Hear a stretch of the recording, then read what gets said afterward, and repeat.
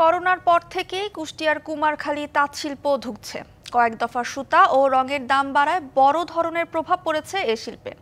সারাদিন লুঙ্গি গামছা বুনে ও বিক্রি করে খরচ উঠছে না তাঁতিদের। এ কারণে পেশা বদলাচ্ছেন অনেকেই। কুমারখালী তাঁত বোর্ড জানিয়েছে, এই শিল্প টিকিয়ে রাখতে আধুনিক যন্ত্র স্থাপন, সেলস সেন্টার ও প্রশিক্ষণ ভবন নির্মাণ কাজ চলছে। করোনা পরবর্তী সময়ে দফায় দফায় সুতা, রং ও বিদ্যুতের দাম বাড়ায় কুষ্টিয়ার কুমারখালীর প্রান্তিক তাঁতিরা পড়েছেন সংকটে। এতে 150 বছরের পুরনো স্থানীয় এই তাঁত শিল্প হারাতে বসেছে তার ঐতিহ্য।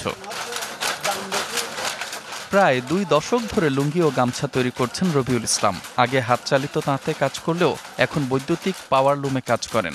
তবুও সারাদিনে তৈরি করতে পারেন হাতে গোনা কয়েকটি লুঙ্গি গামছা। মহাজনদের কাছে কি সুতা পাচ্ছি না, সুতার দাম বেশি, আমার বেশি দাম দিয়ে কেনা লাগতেছে, এই জন্য আমরা বেশি দামে বিক্রি করছি। যে টাকা খাটানো হচ্ছে সেই টাকার বিনিফয়টা আমরা পাচ্ছি না। কারিগররা জানান, কাঁচামালের দাম বাড়লেও কমেছে গামছা ও লুঙ্গির দাম। সরকারি সহযোগিতা ছাড়া টিকে থাকা অসম্ভব হয়ে পড়েছে এই আদি শিল্প। শাইনি চুলে এখন হবে সব হেয়ারস্টাইল। সিল্কোর দ্বিগুণ শাইনি চুল প্রতিদিন। সুতোর দাম বেশি, রঙের দাম বেশি, আমরা যে অনুসারে কাপড় বেচবো সে অনুসারে তার চাইতেও আমরা 100 বেশি তা তো বেচা বিক্রিও হয় নাই। লাভ হচ্ছে না, মানে খরচটা এক হাতে নিয়ে আর এক হাতে করতে পারতেছি। তাঁত মালিক ব্যবসায়ীরা বলছেন, সরকারিভাবে তাঁত কার্ড, সহজে সুতা ও রং প্রাপ্তির ব্যবস্থার পাশাপাশি সহজে ঋণ পাওয়ার সুযোগ প্রয়োজন।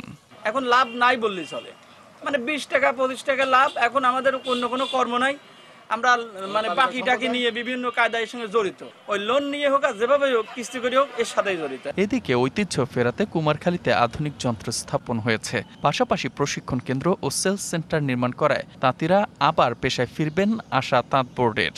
তাঁতিরা এ যাবৎকালে যে প্রশিক্ষণের চাহিদা মিটতেছে, আপনার মার্কেট বিপণন বেড়তেছে, এখন সুতাটা যদি আমরা দিতে পারি ন্যায্য মূল্যে এবং রংটা দিতে পারি, মহাজনী দৌরাত্ম্য থেকে যদি তাদেরকে বের করে নিয়ে আসতে পারি, তাহলে তাঁত শিল্প উন্নয়ন হবে। তালিকা করে তাঁত কার্ড দেয়া, সহজ শর্তে ঋণ, সুতা ও রঙের ব্যবস্থা হলে জেলার তাঁত শিল্প আবার ঘুরে দাঁড়ানোর পাশাপাশি অর্থনীতিতে গুরুত্বপূর্ণ ভূমিকা রাখবে মনে করেন প্রান্তিক তাঁতিরা। DBC news desk.